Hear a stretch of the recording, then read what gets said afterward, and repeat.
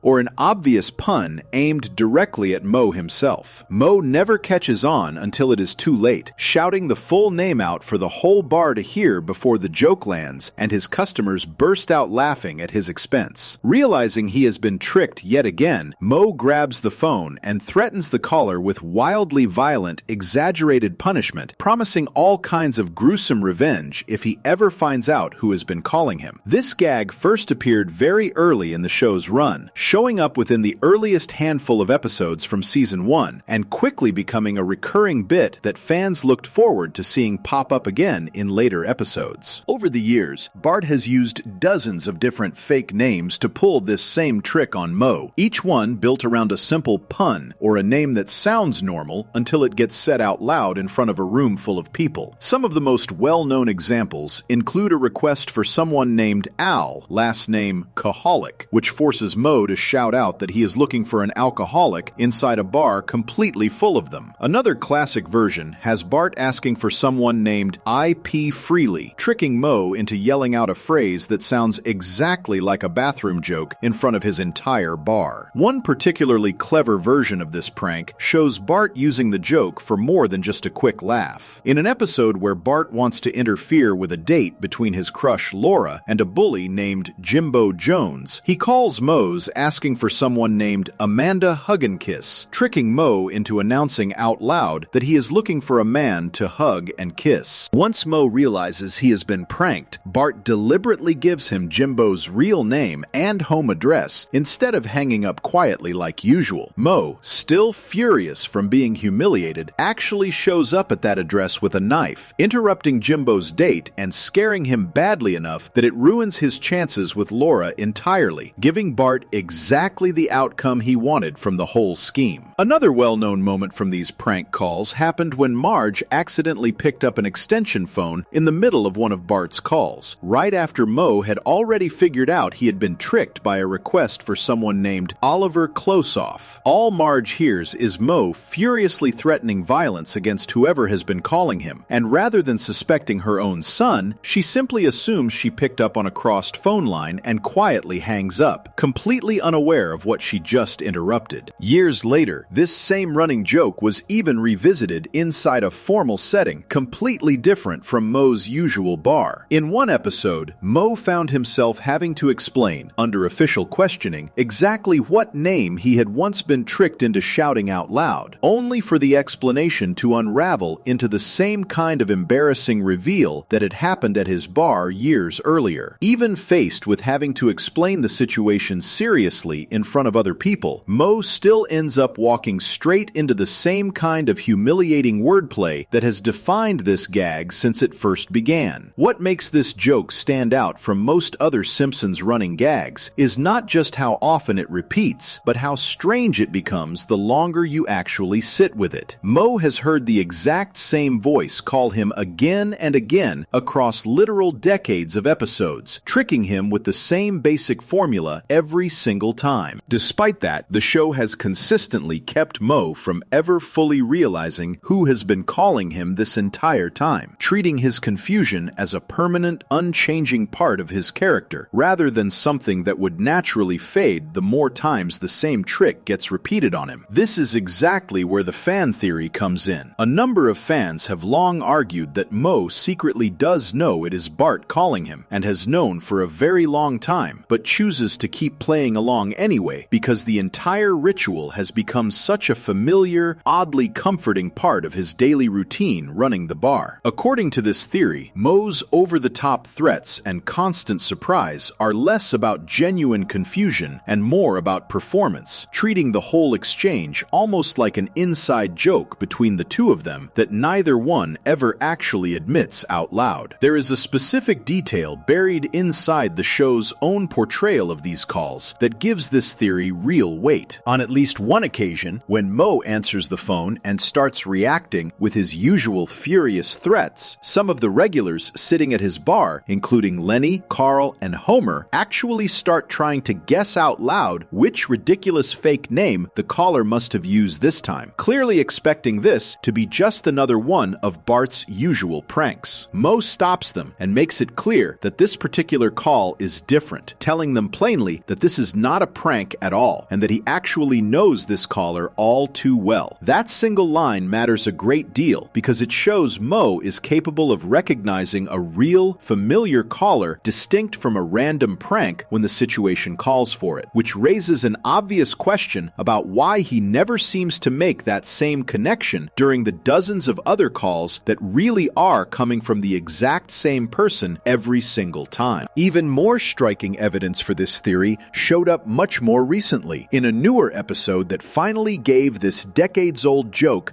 a much darker, more serious payoff. In an episode from season 36, a group of characters that includes Homer, Moe, Ned Flanders, and several other regulars end up stranded after the helicopter carrying them to a bowling championship crashes in a remote, isolated location. With their group cut off from help, one of the few working phones becomes their only real hope of reaching rescuers and letting people know they are still alive. Bart calls in, desperate to confirm that his father survived the crash, and hoping to help pass along their location to anyone who could send help. The moment Moe hears Bart's voice come through the phone, he immediately recognizes it as belonging to the exact same person who has been prank calling him for years, and instead of listening to what Bart is actually trying to tell him, Moe becomes furious all over again, letting years of pent-up anger from those old prank calls take over completely. In his anger, Moe throws the phone away entirely, cutting off their one working line of communication and putting the entire stranded group's safety at serious risk, all because his frustration over Bart's old prank calls completely overwhelms the seriousness of what is actually happening in that moment. This single, very deliberate scene confirms something the show had only ever hinted at loosely for years. Moe genuinely does recognize this voice as belonging to the same person who has been calling him for a very long stretch of time, carrying carrying real, lasting frustration that clearly runs much deeper than simple confusion or forgetfulness ever could. Whether or not Moe consciously connects that familiar voice to Bart Simpson by name specifically is left a little unclear even in this newer episode, but the emotional weight behind his reaction makes it obvious that this is not the reaction of someone who has spent decades being fooled by a stranger he has never noticed anything familiar about. It is the reaction of someone who has clearly built up real, personal frustration toward one specific, repeat caller over a very long period of time. There is also a simpler, more practical explanation for why these prank calls became far less common in newer seasons compared to how frequently they appeared in the show's earlier years. According to longtime Simpsons producer and writer Mike Reiss, the writing staff found it increasingly difficult over time to keep coming up with new names clever enough to work as a proper pun,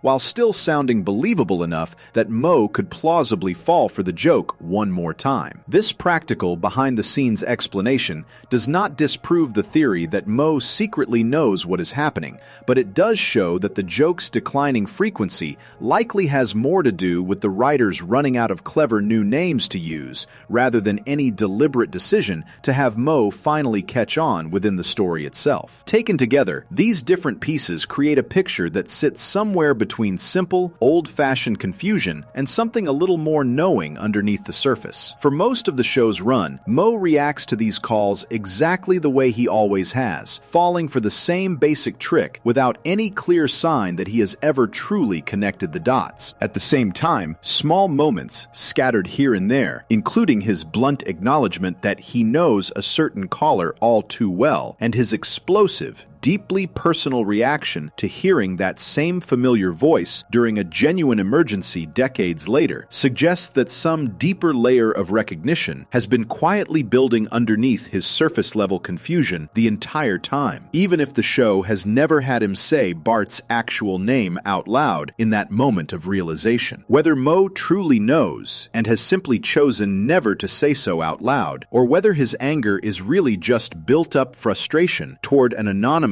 unidentified voice that has tormented him for years without ever fully connecting to Bart specifically, the show leaves that exact detail sitting in a comfortable, unresolved space, giving fans just enough evidence to keep debating it without ever fully settling the question either way. That kind of loose thread is exactly the sort of thing this show has built an entire audience of dedicated theorists around, always leaving just enough room for a viewer to look a little closer and wonder if there is more going on beneath the surface than anyone originally assumed. Before we move on, if you're enjoying this analysis, please consider subscribing. It helps the channel tremendously. Moe is far from the only quiet, apparently ordinary resident of Springfield that fans have started looking at more closely over the years. One of his own neighbors on Evergreen Terrace has become the center of a much stranger, much darker rumor entirely, one that stretches all the way from a flash-forward wedding episode into a much more unsettling storyline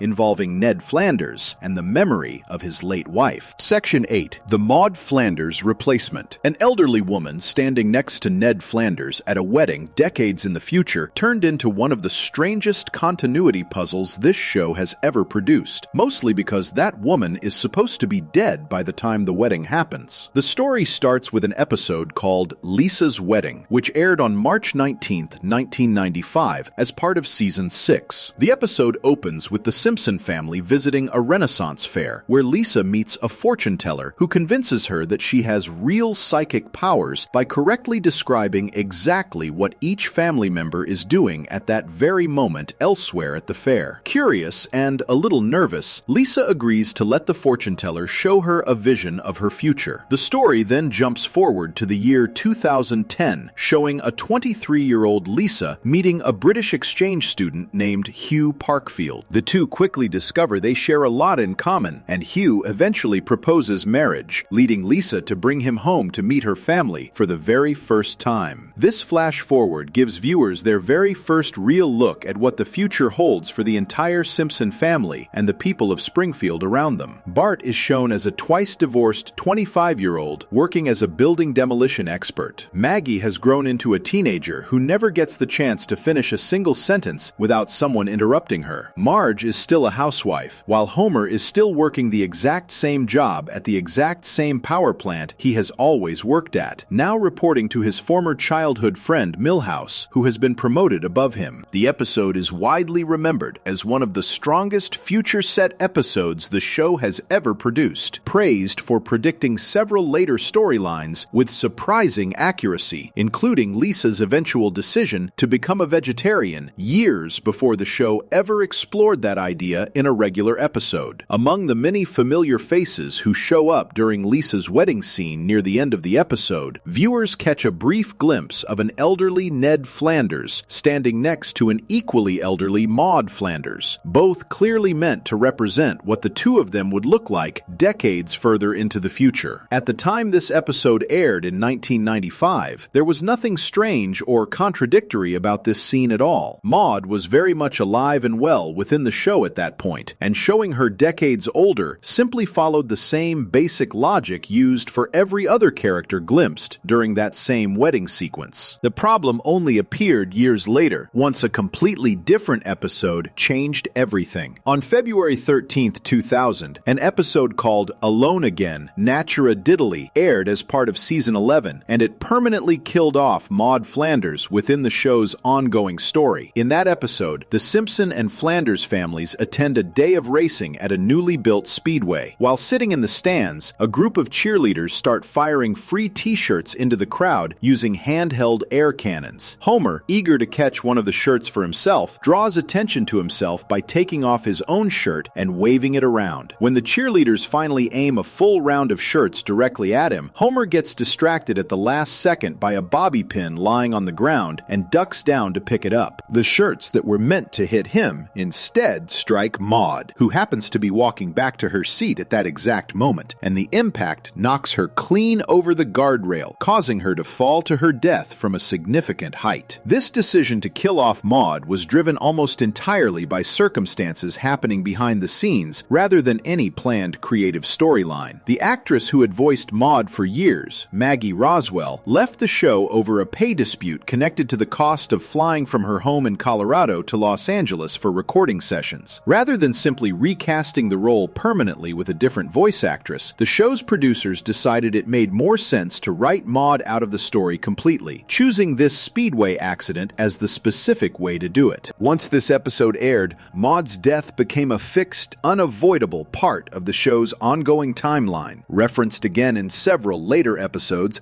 exploring how Ned copes with losing his wife. This is exactly where the contradiction comes into focus. Lisa's wedding, made and aired back in 1995, clearly shows an elderly Maude alive and present at Lisa's future wedding. Alone Again, Natura Diddly, made and aired 5 years later in 2000, just as clearly shows Maude dying decades earlier than that future wedding would have taken place. Both of these scenes exist as real aired parts of the show's official history, yet they cannot both be true within the same continuous timeline. Maude cannot logically grow old enough to attend Lisa's adult wedding if she already died years earlier at the speedway. The most likely, most mundane explanation for this contradiction comes down to simple timing. Lisa's wedding was written and produced years before anyone working on the show had decided Maude would eventually be killed off. Since animated sitcoms typically produce episodes many months in advance, and since a flash-forward wedding episode like this one requires imagining a distant future without knowing exactly what storylines might unfold along the way, there was no realistic way for the writers of Lisa's wedding to know in 1995 that a completely unrelated behind-the-scenes situation involving a voice actress's pay dispute would eventually lead to Maude's death 5 years later. Fans who accept this simpler explanation generally treat the elderly Maude cameo as non-canon, essentially just a leftover detail from an earlier version of the show's future that later events quietly overwrote without ever officially correcting. Not every fan has been satisfied with such a simple explanation, though, and this is where the darker theory begins to take shape. In 2021, a discussion thread on the social media platform Reddit brought this exact contradiction back into the spotlight, with fans debating how an already already deceased Maude could possibly still be shown alive and aging at a wedding clearly meant to take place well after her established death. One theory floated within that discussion suggested that the woman standing beside Ned at that future wedding might not actually be Maude at all, but rather someone else entirely, someone Ned may have deliberately shaped over the years into looking and acting like his late wife, similar to the unsettling premise explored in the classic film Vertigo, where a man attempts to remake a new woman in the image of someone he lost. As unsettling as this idea sounds on its own, it does not come completely out of nowhere within the show's own established history. In the episode I'm Going to Praiseland, which aired on May 6, 2001, roughly a year after Maude's death, Ned reconnects with a Christian singer named Rachel Jordan, the same woman he had briefly bonded with immediately following Maude's funeral in the earlier episode. Rachel agrees to spend the night at Ned's house, and during that visit, Ned quietly cuts her hair while she sleeps, deliberately reshaping it to resemble Maude's old hairstyle. When Rachel wakes up and discovers what Ned has done to her, she is horrified, immediately calls for a cab, and leaves his house upset, forcing Ned to confront the fact that he clearly has not moved past his grief over losing his wife the way he had convinced himself he had. This real aired storyline gives the darker fan theory something solid to point back toward. Ned has already demonstrated, within canon material the show itself produced, a genuine willingness to try physically reshaping another woman to resemble his dead wife, even if his actual actions in that episode stopped at cutting someone's hair rather than anything more extreme. Fans who support the more unsettling wedding theory argue that this same underlying impulse, taken further and left unchecked over many more years, could theoretically explain why an elderly woman closely resembling Maude might still be standing beside Ned decades later, even though the real Maude had already died. A separate, slightly different version of this same theory takes things in an even stranger direction, suggesting that the woman at the future wedding might not be a real person made to look like Maude at all, but rather some kind of artificial replica built to resemble her instead. Fans who lean toward this particular explanation sometimes point out that the show's own universe has occasionally featured extremely lifelike androids in certain other episodes, arguing that if such technology already exists somewhere within this fictional world, it is not entirely impossible to imagine Ned eventually building or acquiring some kind of artificial stand-in for his late wife, rather than aging alone without her. It is worth being very clear that none of this has ever been confirmed anywhere within the show itself. Ned has never been shown building a robotic Maude, and no episode has ever suggested that any specific woman appearing near him in later years is secretly a disguised replacement, rather than simply Ned moving forward with someone new. The show has also never gone out of its way to directly explain away the Lisa's wedding continuity error at all, generally treating flash-forward episodes like this one as loose, flexible glimpses of a possible future, rather than a fixed, guaranteed version of events that absolutely must happen exactly as shown. Later flash-forward episodes have shown Bart and Lisa's futures playing out in noticeably different ways from one episode to the next, reinforcing the idea that these flash-forward stories were never meant to be treated as one single, locked-in continuity to begin with. Still, the fact that Ned has a real on-screen history of trying to recreate Maude through someone else gives this particular theory a stronger foundation than most purely speculative fan ideas usually get to stand on. Most dark fan theories about this show rely entirely on connecting small, coincidental details that were never meant to line up with each other in the first place. This one is different because the unsettling behavior fans are pointing toward is not invented at all. It is sitting right there in an actual episode, playing out on screen exactly the way fans describe it, years before anyone ever thought to apply it to a much older, much stranger wedding photo. Before we move on, if you're enjoying this analysis, please consider subscribing. It helps the channel tremendously. Whether the woman beside Ned in that future wedding scene is really just a simple writing oversight, or something fans will keep quietly wondering about for years to come, this same pattern of a family member hiding something unsettling just beneath the surface shows up again in a completely different corner of the show, this time involving featuring one of the Simpson children themselves during one of the strangest Halloween specials the series has ever produced. Section 9. Lisa's Hidden Alternate Personality. Every year around Halloween, this show sets aside its normal continuity completely to produce a special episode called Treehouse of Horror, and one of these specials ended up telling one of the darkest stories the series has ever put on screen, built entirely around a hidden side of Lisa nobody watching the regular show would ever expect. To understand where this story comes from, it helps to start with the original episode it is built on top of. Cape Fear is an episode from season 5 that first aired in October 1993. In that episode, a recurring villain named Sideshow Bob, a former children's television sidekick turned convicted criminal, is released from prison and immediately begins sending Bart threatening letters. Fearing for Bart's safety, the Simpson family enters a witness protection program, changing their name to the Thompsons and moving on to a houseboat to stay hidden. Bob tracks them down anyway, sneaking aboard the boat and cornering Bart, fully intending to kill him. Bart manages to save himself using a clever trick, asking Bob to sing every single song from the full-length musical HMS Pinafore before finishing the job, correctly guessing that Bob's love of performing will slow him down long enough for help to arrive. The trick works, police rescue Bart in time, and Bob is sent back to prison. Cape Fear has always been remembered as one of the most beloved episodes in the show's entire history, mixing real tension with sharp comedy in a way that never once suggested Bart was in any genuine danger of actually dying. The show has always treated Bob's attempts to kill Bart as something closer to a running joke than a real threat, since every version of this rivalry across the years has always ended the exact same way, with Bart escaping through cleverness and Bob getting caught again. Treehouse of Horror episodes work differently from every other episode the show produces. Each one is split into 3 separate short stories, and by long-standing tradition, none of these stories are treated as real events within the show's normal continuity. Characters die, timelines break, and the rules of everyday Springfield get thrown out completely, all without ever affecting the family viewers see return to normal the following week. This tradition gives the writers total freedom to imagine much darker or stranger versions of familiar characters and situations, since nothing shown has to be walked back or explained away afterward. On November 5th, 2023, the show aired its 34th Treehouse of Horror special, and the second of its 3 segments, titled 8, took direct aim at Cape Fear, imagining exactly what would have happened if Bob had actually succeeded in killing Bart that night on the houseboat, right in front of Lisa. The segment jumps forward 30 years from that moment, matching the real amount of time that had passed since the original 1993 episode first aired. In this alternate version of events, losing Bart destroys the rest of the family. Marge dies of grief not long after. Homer eventually dies too, in a small, almost darkly comedic detail, by choking on a tennis ball. Lisa is the only one left standing, and by the time the story catches up to her 30 years later, she has become one of the most respected criminal psychologists in the entire country, publicly celebrated for turning her own childhood trauma into a career helping catch dangerous criminals, even receiving public praise from a talk show host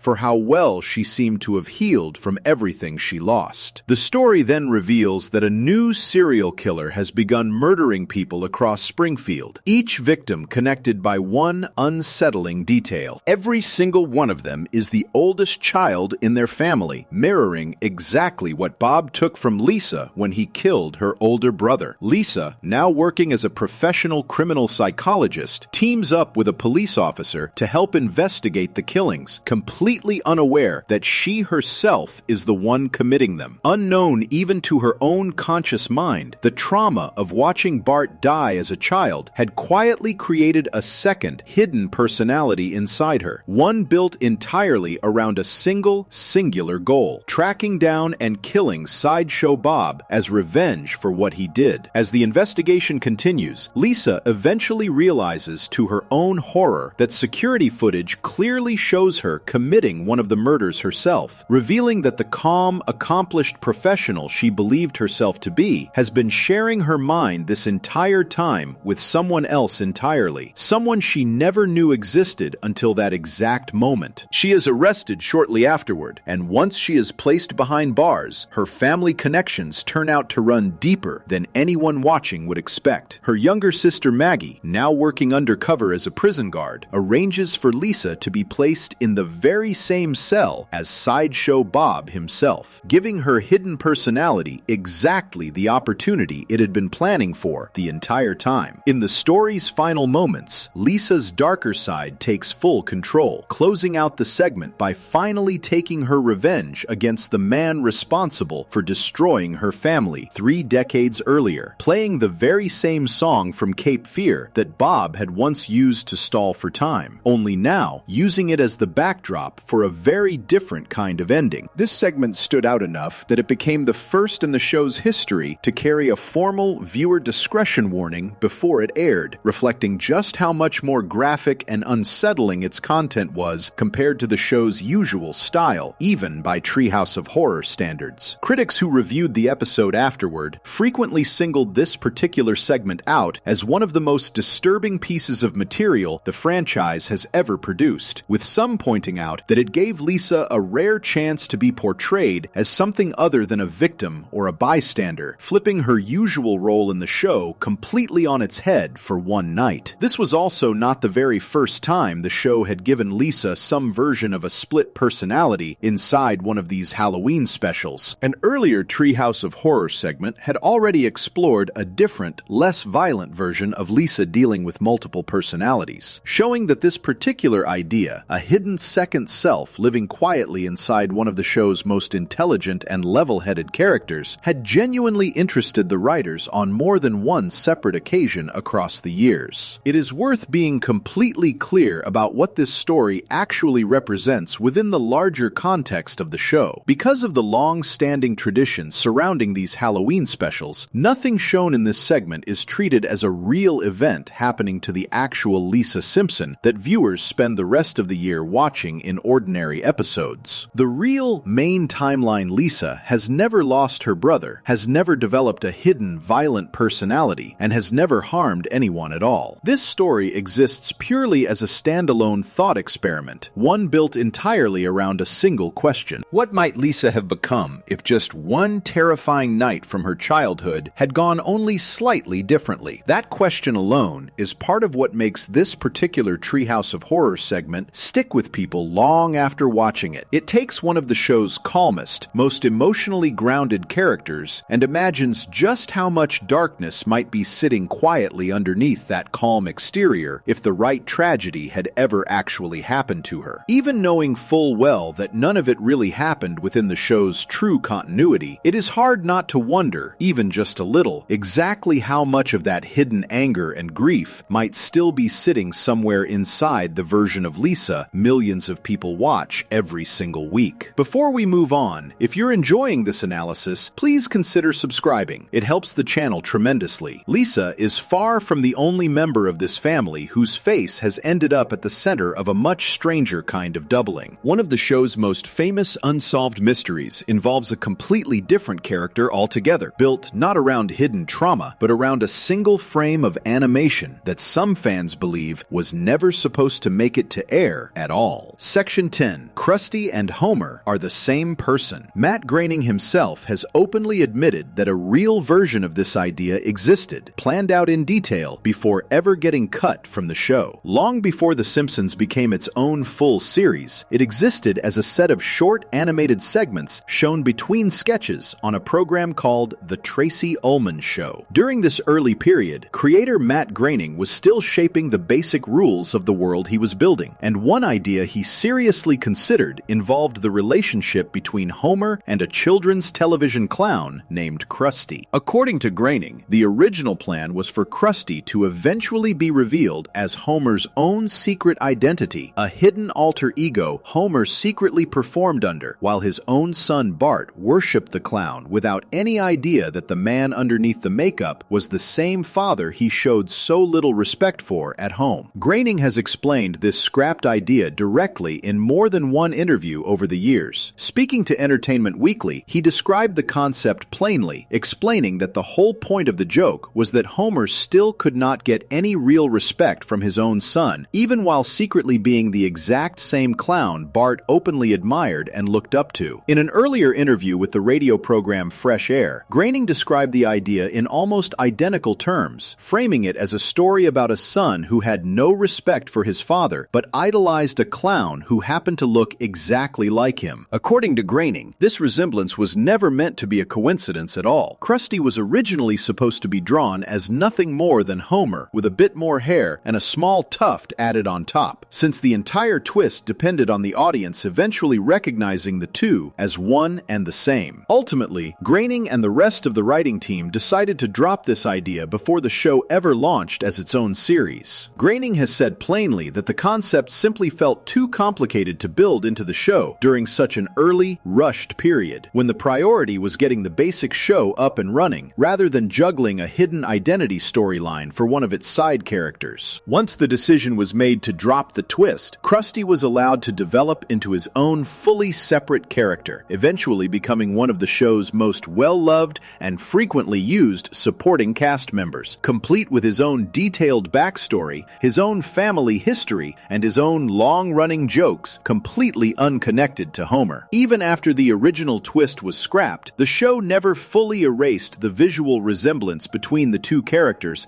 that this earlier idea had been built around in the first place. This becomes most obvious in an episode called Homie the Clown, which aired on February 12, 1995, as the 15th episode of Season 6. In this episode, Homer decides to train and become a professional Krusty the Clown impersonator, eventually becoming so convincing in the role that other characters throughout Springfield start mistaking him for the real Krusty out in public. At one point, the local mafia even kidnaps Homer by mistake, believing him to be Krusty himself over an unpaid debt, forcing Homer to try performing a difficult bicycle stunt to save his own life. Behind the scenes, animator David Silverman has explained that this episode gave the creative team a rare chance to directly acknowledge the design similarities between the two characters that had existed ever since the earlier, scrapped storyline first shaped how Krusty was drawn. According to Silverman, he deliberately added small design details, including extra lines and bags underneath Krusty's eyes and a slightly reshaped beard line, specifically to help audiences tell Homer and Krusty apart a little more easily whenever Homer appeared in full clown costume and makeup throughout this particular episode. This detail matters a great deal because it confirms, straight from someone who actually worked on the show, that the visual closeness between these two characters was something the animation team consciously managed and adjusted, rather than a simple coincidence nobody behind the scenes ever noticed or thought about. This piece of real, confirmed history sets the stage for a much newer fan theory that spread widely decades later. In April 2020, a Reddit user going by the name Game of Jobrones pointed out something strange buried inside the classic two-part mystery episode Who Shot Mr. Burns, the same story covered earlier in this video, where baby Maggie is eventually revealed as the true shooter. In the scene immediately following the shooting, a large crowd of Springfield residents gathers around Mr. Burns, including a version of Krusty standing among them. According to this Reddit post, the Krusty shown in that specific crowd scene does not look quite like his usual standard design. Instead, his face closely resembles the specific Homer disguised as Krusty design used earlier back in Homie the Clown, featuring rounder, less defined stubble and a noticeable lack of the extra eye bags that the real Krusty is normally drawn with throughout the rest of the series. This observation spread quickly once it reached a wider audience, eventually turning into a viral theory suggesting that the character standing in that crowd scene was not really Krusty at all, but rather Homer secretly disguised as him, raising the possibility that the show's original scrapped identity twist had secretly survived in some hidden form long after the writers claimed to have dropped it. Some fans took this even further, wondering whether this hidden detail might quietly suggest that Homer had briefly considered acting on his own long-simmering anger toward Mr. Burns, only to be beaten to the moment by Maggie's accidental struggle over a stolen lollipop. Once this theory gained enough attention, it eventually reached Bill Oakley, one of the two writers who actually wrote Who Shot Mr. Burns. Oakley responded directly, stating that he and his co-writer Josh Weinstein had no intention omission of placing a disguised Homer inside that crowd scene when the episode was written or produced. He also pointed out a detail that weakens the theory on its own terms. The hairstyle on the Krusty shown in that scene still matches Krusty's usual triangular hairline, rather than the flat, mostly bald head Homer is drawn with whenever he takes off his Krusty wig. Since a version of Homer secretly dressed as Krusty would still need to hide his own hair underneath a wig exactly the way he did back in Homie the Clown, the matching hairline is a real, physical detail arguing against the theory rather than supporting it. Oakley offered his own guess for a more realistic explanation. He suggested that an overseas animation studio working on the episode may have accidentally drawn the wrong character model into that particular crowd scene, mistakenly pulling up the Homer as Krusty design from an earlier episode instead of Krusty's normal, standard look. According to Oakley, if this kind of mistake did happen, someone back at the main studio likely caught the error during a routine quality check, then quietly adjusted the existing artwork just enough to pass it off as a normal version of Krusty rather than scrapping the shot and asking for a full redraw, since reanimating an entire crowd scene from scratch would have cost far more time and money than a quick fix. Taken together, this leaves the theory sitting in a strange, familiar place shared by several other mysteries covered throughout this video. The resemblance between Homer and Krusty is not some fan invention pulled from thin air. It traces back to a real, confirmed piece of the show's earliest history, openly discussed by the man who created the entire series. At the same time, the specific claim that this resemblance was deliberately hidden inside one particular crowd scene decades after the original identity twist was dropped has been directly denied by the very people who wrote that scene, with a much simpler explanation: a small animation mistake quietly patched over, sitting right there as the most likely answer. That gap between a genuinely fascinating piece of real show history and a much smaller, much more mundane explanation for one specific frame of animation captures something true about nearly every mystery covered across this entire video. A coma that never happened, a warning that lined up by chance, a town with no home state, a family hiding more intelligence than anyone gives them credit for, a bartender who might know more than he lets on, a widower who never quite let go, an imagined nightmare built for one Halloween night, and a clown who almost shared a father's face. None of it needed to be true to keep an audience thinking about a cartoon family long after the credits roll. Sometimes the most interesting part of a story is not the answer itself, but how far people are willing to look for one. If you enjoyed this video essay, make sure to subscribe, and I'll see you in the next one.